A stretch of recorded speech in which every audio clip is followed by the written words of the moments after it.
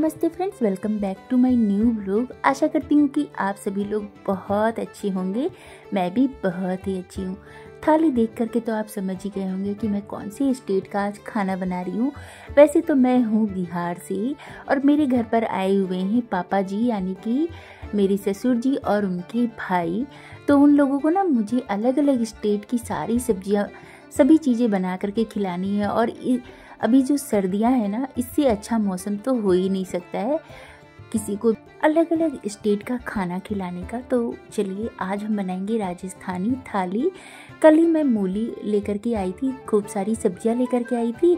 तो मूली के पत्ते एकदम फ्रेश है, तो उसी की सब्जी बनाएंगी। यहाँ पर मैंने मूली को कट कर लिया है और मूली के पत्तों को भी साफ कर लिया है। एक प्याज को भी मैंने बारीक बारीक कट किया है। लहसुन 4-5 मैंने कट कर लिया है बारीक बारीक। आपके शहर में लहसुन का क्या भाव है कमेंट करके ज़रूर बताइएगा। हमारे यहाँ जामनगर में तो 400 रुपये से कम हो ही नहीं रहा है। तो चलिए अब हम सब्जी बना लेते हैं। और सर्दियों में ना लहसुन बहुत स्वादिष्ट लगता है खाने में, और उसका फ्लेवर तो मुझे बहुत पसंद है, तो मैं बहुत यूज़ करती हूँ। यहाँ पर कढ़ाई में मैंने डाल दिया सरसों का तेल, 1 बड़ा टेबल स्पून। उसमें डाला थोड़ा सा जीरा, हींग, और जैसे ही वो पक गया था लहसुन और प्याज डाल करके हल्का सा सॉफ्ट कर लिया। इसके बाद हम इसमें डालेंगे कटी हुई मूली। अच्छा, मैं यहाँ पर मूली डाल रही हूँ, आप इसमें आलू का भी यूज कर सकते हो। आलू और मूली के पत्तों की सब्जी भी आप बना सकते हो। वैसे ही मूली के साथ भी बहुत स्वादिष्ट लगता है, मुझे तो बहुत पसंद आती है। अब मूली जैसी थोड़ी सी सॉफ्ट हो गई तो मैंने इसमें डाला नमक, हल्दी और थोड़ी सी लाल मिर्च पाउडर। तीखा आप अपने टेस्ट के अकॉर्डिंग कीजिएगा। और ढक करके हम इसको लो फ्लेम पर कुक करेंगे तब तक जब तक मूली अच्छे से सॉफ्ट ना हो जाए। बीच बीच में चलाते रहेंगे ताकि सब्जी हमारी बर्तन में चिपके ना। यहाँ पर मूली के पत्तों को भी मैंने धो लिया, इसके बाद इसके पानी को भी निकाल लिया। अब हम इसे बिल्कुल बारीक बारीक काटेंगे। तो देखिए मूली के जो डंठल थे ना बड़े बड़े, उसको पहले काट के हटा दिया है। अब हम यहाँ पर पत्तों का ही सिर्फ यूज करेंगे। ताज़ा छोटे छोटे पत्ते होते हैं ना, तो उसकी सब्जी बहुत स्वादिष्ट लगती है। अब पत्तों को हमने बिल्कुल बारीक बारीक कट कर लिया है। जितना बारीक बारीक कट करेंगे सब्जी दिखने में उतनी ही अच्छी लगेगी और खाने में भी बहुत टेस्टी लगेगी। अभी मूली हमारी सॉफ्ट हो गई थी तो मैंने इसमें पत्ते डाल दिए हैं। अब यहाँ पर गैस की फ्लेम ना आपको मीडियम रखनी है या फिर लो। और अब इस टाइम पर अब हम पत्तों को ढक करके नहीं कुक करेंगे, खुले आंच में हम इसे इसी तरह से पकाएंगे। हमारी जो मूली के पत्ते हैं ना वो बिल्कुल ग्रीन कलर के ही रहेंगे, इसका कलर ज़्यादा चेंज नहीं होगा। मैं यहाँ पर लोहे की कढ़ाई में बना रही हूँ सब्जी, तो थोड़ा सा कलर तो वैसे भी चेंज होगा। तो चलिए अब जब तक हमारी सब्जी बन रही है ना, मैं यहाँ पर कढ़ी की तैयारी कर लेती हूँ। तो 1 कटोरी लिया मैंने बेसन और उसमें 1.5 कटोरी डाला है खट्टी दही। हल्की सी खट्टी रहती है ना कढ़ी तो बहुत टेस्टी लगती है। आधी छोटी चम्मच मैं हल्दी डाल रही हूँ।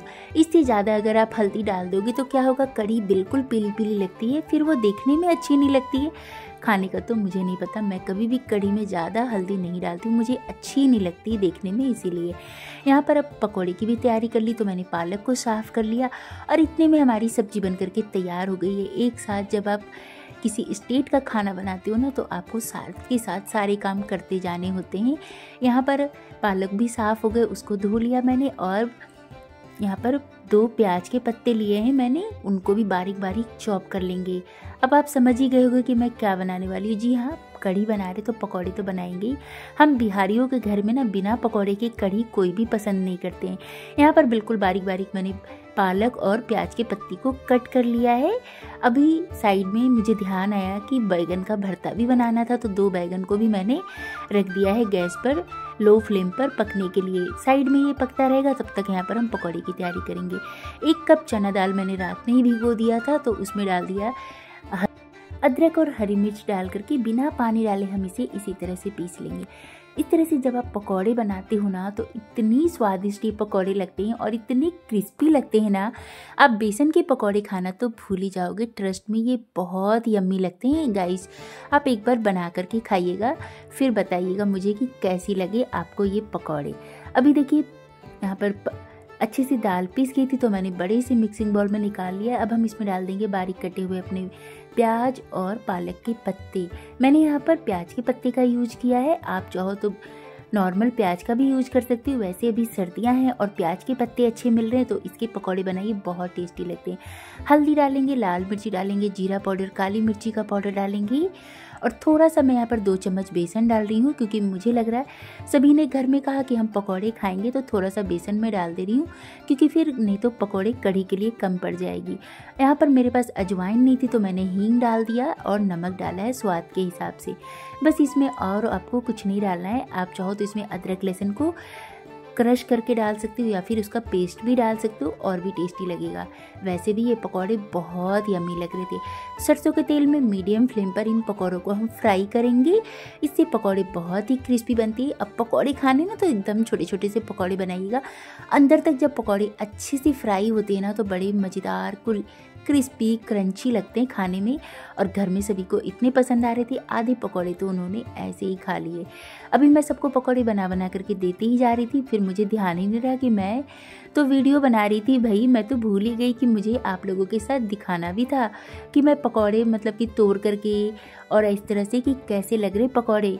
सभी को इतना पसंद आ रहा था ना, सभी लोग मुझे दे दो बोले जा रहे थे, तो मुझे पता ही नहीं चला कि कब मेरे पकौड़े ख़त्म होने को भी आ गए। और इस तरह से पकौड़ों को हम क्रिस्पी गोल्डन कलर आने तक हम इनको फ्राई कर लेंगे। ये देखिए पकौड़े हमारे बनकर एकदम तैयार हो गए।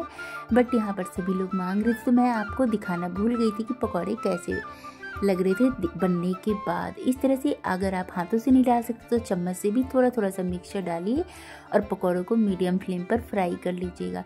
साइड में मैं यहाँ पर कढ़ी में छौंक लगा दूंगी। तो मैंने 1 टेबल स्पून लिया है सरसों का तेल। सरसों के तेल में ना अलग सा स्वाद आता है, मतलब कि हल्का सा ना झांस आता है। उससे क्या होता है, जो सब्जी है ना उसका स्वाद बहुत अच्छा आता है। स्ट्रॉन्ग फ्लेवर होता है बेसिकली सरसों तेल का, तो हमें तो इसका फ्लेवर बहुत पसंद है। आप जिस भी तेल में खाना बनाना पसंद करते हैं उस तेल में बना सकते हैं। सरसों का तेल को हम अच्छे से धुआं आने तक गर्म करेंगे। साइड में मैंने अदरक और हरी मिर्च को क्रश कर लिया है। अभी तेल अच्छे से गर्म हो गया था तो मैं इसमें डालूंगी फोरन। हमारे यहाँ पर तो फोरन बोलते हैं, आप लोग क्या बोलते हो? तड़का लगा लेते हैं। तो यहाँ पर मैंने डाल दिया 2 तेजपत्ता, सौंफ, जीरा, थोड़ी सी मेथी दाना, 3-4 लौंग के डाले हैं और थोड़ा सा जीरा डाला है और इनको लो फ्लेम पर हम पकने देंगे। 2 सूखी लाल मिर्च भी तोड़ करके डाल दिया है। इस तरह से जब धीमी आंच पर खड़े मसाले पकते हैं ना तो उनका जो फ्लेवर और सुगंध है ना उससे पूरा किचन महक उठता है। ऐसा लगता है पता नहीं क्या ही बन रहा है घर में, इतनी अच्छी खुशबू आती है। तो लो फ्लेम पर मैंने मसालों को अच्छे से कुक किया। इसके बाद हम इसमें डालेंगे अदरक और हरी मिर्च जिनको हमने क्रश करके रखा था। इस तरह से स्वाद बहुत अच्छा आता है। अब अच्छे फ्लेवर वाला 1 छोटी चम्मच हींग डाल दिया है। इनको भी मैं भून लूँगी थोड़ा सा। देखिए कढ़ाई में बिल्कुल भी तेल नहीं है ना, बहुत कम तेल में ये बना रही हूँ मैं, क्योंकि ऊपर से हम तड़का भी लगाएंगे तो कम तेल में भी ना कढ़ी अच्छी बन जाती है। यहाँ पर थोड़े से प्याज मेरे बचे हुए थे तो मैंने इसमें डाल दिया है कढ़ी में। प्याज की पत्ती वाली जो प्याज है ना, ये वही वाली प्याज है और इसको हल्का सा सॉफ्ट कर लिया। इसके बाद जो हमने बेसन और दही का मिक्सचर तैयार किया था घोल, वो डाल दिया है और साथ के साथ ही हम इसमें पानी डालेंगे।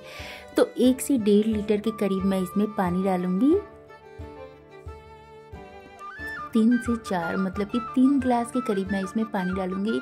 देखिए साथ के साथ ही आपको पानी डालना है, नहीं तो क्या होगा बेसन जो है ना उसमें गुठलियाँ पड़ने लगती है। और देखिए गाढ़ा एकदम घोल है ना, तो मैं इसमें पानी डालती जाऊंगी। जितनी आपको कढ़ी की कंसिस्टेंसी चाहिए ना उस हिसाब से आप इसमें पानी डाल सकते हो। और ये देखिए पकौड़े हमारे इधर फ्राई भी हो रहे हैं और सभी को मैं देती भी जा रही थी। अब ये पकौड़े प्लेट में नहीं रहेंगे, सीधा इनको जाना है सभी के प्लेट में खाने के लिए। और धीमी आंच पर पकते पकते देखिए हमारी जो कढ़ी है ना बन करके बिल्कुल तैयार हो गई फ्रेंड्स। इस तरह से जब कढ़ी में एक उबाल आ जाता है ना, फिर आप गैस की फ्लेम लो कर दें और धीमी आंच पर कढ़ी को 15 से 20 मिनट के लिए कुक करें। इसके बाद इसमें पकौड़े डाल दें और 5 मिनट के लिए इसको ढक करके कुक करेंगे। इससे क्या होगा, पकौड़े भी कढ़ी पी लेते हैं और एकदम बड़े बड़े साइज़ के हो जाते हैं। बिना सोडा के ये कढ़ी बनकर तैयार होती है और बहुत टेस्टी लगती है। पकौड़े एकदम सॉफ्ट और नरम थे। नमक डाल दिया स्वाद के हिसाब से, बारीक कटे हरी धनिया की पत्ती डालेंगी और यहाँ पर अब तड़का भी तैयार कर लेते। तो 1 बड़ा टेबल स्पून देसी घी, उसमें थोड़ी सी कश्मीरी लाल मिर्च डाला और इसको हमने कढ़ी में तड़का लगा दिया। इससे जो फ्लेवर और स्वाद है ना इस कढ़ी का एकदम 10 गुना बढ़ जाता है। बहुत स्वादिष्ट ये कढ़ी लग रही थी, सभी को इतनी पसंद आई कि मैं आपको बता ही नहीं सकती हूँ। तो चलिए अब कढ़ी भी तैयार हो गई, सब कुछ तैयार हो गया, बैगन भी हमारा पक गया है। तो यहाँ पर अब हम उसका चोखा बना लेते हैं, यानी कि भरता। तो गैस में कढ़ाई रख दिया, उस पर 1 छोटी चम्मच तेल डाला, थोड़ा सा जीरा डाला है और लहसुन प्याज को हम सॉफ्ट होने तक भूनेंगे। यहाँ पर मैं साइड में बैगन को भी छिलका हटा रही थी। तो बैगन को कट करके पहले ही चेक कर लीजिएगा कि उसमें कोई कीड़ा वगैरह तो नहीं है, इसके बाद ही पकाइएगा, नहीं तो कभी कभी ना बैगन में कीड़े भी मिल जाते हैं। इसीलिए प्याज सॉफ्ट हो गया तो मैंने टमाटर डाल दिया और टमाटर के साथ ही हम इसमें डाल देंगे नमक और ढक करके कुक करेंगे, इससे टमाटर सॉफ्ट हो जाते हैं। अब हम इसमें रूटीन के मसाले डालेंगे, हल्दी, लाल मिर्ची का पाउडर, थोड़ा सा धनिया पाउडर, जीरा पाउडर, काली मिर्ची का पाउडर डाला है और यहाँ पर मैंने पाव भाजी मसाला डाल दिया। 2-4 चम्मच पानी डाला और मसाले को अच्छे से भून लिया। अब हमने इसमें बैगन डाल दिया और अच्छे से भून करके तैयार कर लेंगे जब तक कि इसका पूरा पानी सूख ना जाए। और बैगन का भरता भी तैयार हो गया। बारीक कटी धनिया की पत्ती डालिए खूब सारा, बहुत अमेजिंग ये भरता लगता है खाने में। आप इसे सिंपल रोटी या दाल चावल के साथ खाइएगा ना, तब भी आपको बहुत पसंद आएगी। हमने जो इसमें पाव भाजी मसाला डाला ना, उसकी वजह से तो ये ऐसा लगता है कि जैसे भाजी जैसी ही ये तैयार हो गई, बहुत स्वादिष्ट लगती है। अब सारा सब्जी बन गया, सब कुछ तैयार हो गया है। तो अब हम बनाएंगे रोटी। वैसे गुजरात में तो बाजरे की रोटी को रोटला बोलते हैं, आप लोग क्या बोलते हो कमेंट करके बताइएगा। तो बाजरे की रोटी गुजरात में बहुत ज़्यादा खाई जाती है। और बेटा मेरा बोल रहा है मम्मा आपने तो बोला था पास्ता बनाओगी, आप तो यहाँ पर पूरा गांव का खाना बनाने लगी हो। मैं बोल रही हूँ पास्ता तो मैंने बाद में बोला है, शाम को बनाऊंगी, अभी तो तुम्हें यही खाना पड़ेगा। और उसने भी सब कुछ खाया, उसको बहुत पसंद आया। तो चलिए यहाँ पर मैंने बाजरे के आटे को भी गूँथ लिया है। आप चाहो तो इसको गर्म पानी में भी गूँथ सकते हो, लेकिन मैं नॉर्मल पानी से मसल करके इसे चिकना करूँगी। 10 से 15 मिनट के लिए ना आपको आटे को एकदम अच्छे से मसल करके चिकना करना है। थोड़ा थोड़ा पानी डालिए और इसको अच्छे से गूँथिए। यहाँ पर देखिए मैं एक साथ सारा आटा नहीं लगा रही हूँ, क्योंकि जब भी बाजरे की रोटी बनाई जाती है ना, थोड़ा थोड़ा आटा ही लगाया जाता है। अगर आप एक साथ आटा लगाओगे तो क्या होगा, वो सूख जाएगा, फिर रोटियां आपकी अच्छी नहीं बनेगी, यानी कि चटक जाती है। इसीलिए आप एक साथ 3-4 आटे की ही रोटी, मतलब कि रोटी बनाने के लिए ही ना आटा लगाएं और दोबारा फिर से आटा लगा लें। यहाँ पर मैं अपने हाथों से ही रोटियां बना रही हूँ। अगर आपको ऐसा इजी नहीं लगता है, आप इस तरह नहीं बना पाते हो, तो आप क्या करो, एक पन्नी के ऊपर रख करके और इसे फिर दूसरी पन्नी से कवर करके और बेलन से बेल लीजिए। इसके बाद आप इसे तवे पर सेक लीजिए, उससे भी रोटियां आपकी एकदम परफेक्ट बनेगी। यहाँ पर मैं मिट्टी का तवा यूज कर रही हूँ रोटी बनाने के लिए। आप चाहो तो लोहे के तवे पर भी बना सकते हो, लेकिन मैं मिट्टी के तवे पर ही बनाती हूँ। मैं ये खरीद करके ले आई थी और मुझे इस पर बनी हुई बाजरे की रोटी का जो स्वाद है ना, बहुत अमेजिंग लगता है, बहुत टेस्टी लगती है। तो देखिए बाजरे की जो रोटी है उसको आपको ना मतलब कि हाई फ्लेम पर ही कुक करना है। जब वो एक तरफ से कुक हो जाएगी ना, इसके बाद फिर आप गैस की फ्लेम को मीडियम कीजिएगा। धीमी आंच पर जब ये रोटी पकती है ना, तो एकदम अंदर से क्रिस्पी बनती है, और अगर आप इसको हाई फ्लेम पर पकाओगे तो कच्ची रह जाती है, इसीलिए। तो चलिए एक रोटी बन रहा है, तब तक हम यहाँ पर आज हम बनाएंगे मलिंदा। गुजरात में तो मतलब राजस्थान में ना मलिदा बोला जाता है, जो कि बहुत टेस्टी लगता है खाने में। मैं तो फर्स्ट टाइम ही बना रही हूँ, क्योंकि पापा ने ही मुझे बताया कि इस तरह से बना देना। मेरी जो फ्रेंड है ना वो गुजराती है, तो वो बोली कि हमारे यहाँ पर तो इस तरह से बना करके खाते हैं, आप भी एक बार ट्राई करो। तो मैंने भी सोचा चलो आज बना ही लेते, जब बाजरे की रोटी बना रहे। और इतना सारा खाने के बाद ना, मतलब कि पूरा देसी थाली खा लो ना, उसके बाद कुछ मीठा खाने का तो मन करता ही करता है। तो मैंने सोचा चलो बना लेते हैं। और ये देखिए एकदम फुली फुली हमारी बाजरे की रोटी बनकर के तैयार हो रही है। तो आपकी भी ऐसी ही फुली फुली रोटियां बनकर के तैयार होगी।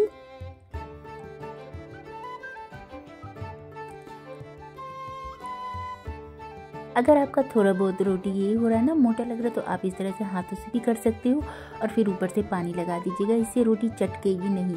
अभी रोटी गरम गरम है, तो मैं इसको हल्का सा क्रश कर लूँगी, हाथों से ही तोड़ लूँगी। और थोड़ा सा मैंने गुड़ लिया है, इनको अच्छे से करेंगे मिक्स।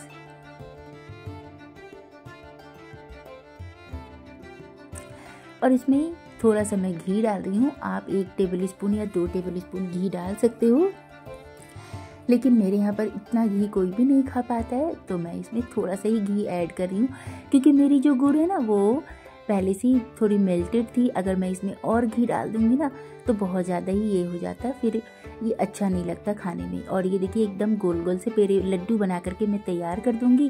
तो यहाँ पर बस मेरे 3 ही लड्डू बने थे और अभी हम लोग घर में हो गए हैं 5 से 6 लोग हो गए हैं। तो सभी के लिए कम से कम एक लड्डू तो होने ही चाहिए। तो यहाँ पर मैं एक दूसरी जो रोटी है उससे फिर से मलीदा बना करके इसी तरह से तैयार कर लूँगी और सभी की थाली में एक एक लड्डू हो जाएगा। कुछ तो मीठा ठंडी में चाहिए ही होता है सभी को। यहाँ पर चलिए, अब सभी को भूख लगी थी तो मैं थाली लगा रही हूँ। आप लोग भी आ जाइए खाने के लिए। बिल्कुल राजस्थानी स्टाइल थाली बन करके तैयार हो गई है। बहुत सभी को पसंद आई। आपको कैसी लगी कमेंट करके ज़रूर बताइएगा। और यहाँ पर ना इस तरह से बाजरे की रोटी बनाई जाती है। देखिए नाइफ से ही ना मैं इसे हल्का सा खुरसती हूँ। जब ये अच्छी से पक जाएगी तो अपने आप ही निकल जाती है, तवा छोड़ देती है। और फिर इसको उल्टा कर दीजिए और लो फ्लेम पर हम इसको धीमी धीमी आंच पर कुक करते रहेंगे। एकदम फुली फुली आपकी बाजरे की रोटी बन करके तैयार होती है। फ्रेंड्स, अगर आपको ऐसे दिक्कत लगता है ना तो आप गर्म पानी में आटे को गूंथिएगा, उससे आटा एकदम सॉफ्ट हो जाता है और फिर रोटियां बहुत अच्छी बनती है। तो इस सर्दियों में आपने इस तरह की थाली बनाई या नहीं बनाई कमेंट करके बताइएगा। फ्रेंड्स, मुझे तो बहुत पसंद आती है देसी थाली और मेरे हस्बैंड को भी। सच बताऊं तो मेरे बच्चों को भी ये बहुत पसंद आई थी। सभी ने बहुत अच्छे से खाया और बहुत मज़े ले लेकर के खाया। उनको बहुत पसंद आई। ये देखिए रोटी दूसरी तरफ से भी पक गई है, तो इसको हम हल्का सा प्रेस कर देंगे और जब ये फूलेगी ना तो अपने आप ही फूल जाती है। तो यहाँ पर हमारा बैगन का भरता भी तैयार हो गया है और ये है मूली और उसके पत्ते की सब्जी भुजिया। बहुत अमेजिंग लग रही थी फ्रेंड्स, तो आप लोग भी ट्राई कीजिएगा। इस थाली में से आपको रेसिपी सबसे अच्छी कौन सी लगी कमेंट करके बताइएगा। और थोड़ी सी भी वीडियो पसंद आई हो तो लाइक शेयर एंड सब्सक्राइब कर दीजिएगा। अभी सर्दियां हैं तो सैलेड तो बनता ही है और सैलेड में मूली ना हो ऐसा तो हो ही नहीं सकता है। तो मूली, खीरा और यहाँ पर हमारी बाजरे की रोटी भी बन करके तैयार हो गई है। इसके ऊपर थोड़ा सा देसी घी लगाएंगे। वैसे जो राजस्थानी लोग होते हैं ना वो तो पूरा घी में डुबो करके ही रोटी को खाते हैं और साथ में गुड़ को भी मिक्स कर लेते हैं और उसे फिर खाते हैं। थाली देख करके आपको भी मुंह में पानी आ रहा होगा। तो आप लोग भी बनाइए, खाइए, एंजॉय कीजिए सर्दियों की स्पेशल थाली। Thank you for watching.